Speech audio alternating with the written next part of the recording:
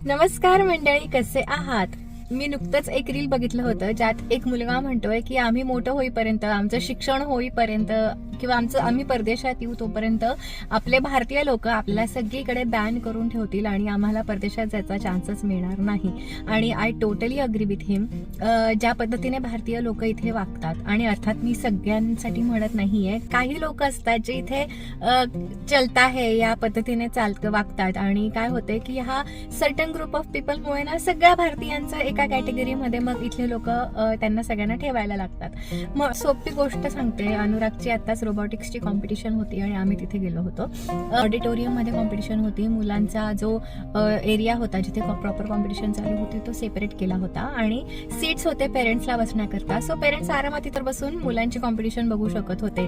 परंतु सगळे पेरेंट्स आपले भारतीय जेव्हा त्यांच्या मुलांची कॉम्पिटिशन सुरू झाली तर सगळे तिथे ग्रुपमध्ये उभे होते. तिथे सारख्या वारंवार सूचना दिल्या जात होत्या की प्लीज खाली बसून बघा किंवा सीटवर जाऊन बसा, म्हणजे सगळ्यांना बघता येईल कॉम्पिटिशन.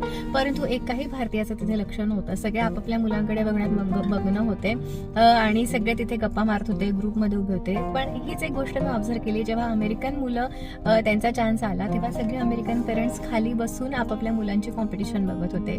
एक साधं सिंपल हे एक ऑब्झर्वेशन होतं. अशा छोट्या छोट्या गोष्टी आहेत आणि ज्यामुळे आपण भारतीय उगाचच बदनाम होतं आपल्याकडनं कळत न कळत होतं. पण या छोट्या छोट्या सिविक सेन्स आपण म्हणतो हे इथेच आपण चुकतो, आणि अशा लोकांमुळे मग सगळे भारतीय आपण एकाच कॅटेगरीमध्ये मोडलं जातो. मग तुम्ही कितीही शिस्तीला धरून चाला आणि कितीही हे केलं तरी शेवटी एकदा तुमचं इम्प्रेशन जे डाऊन होतं ते डाऊन होतंच.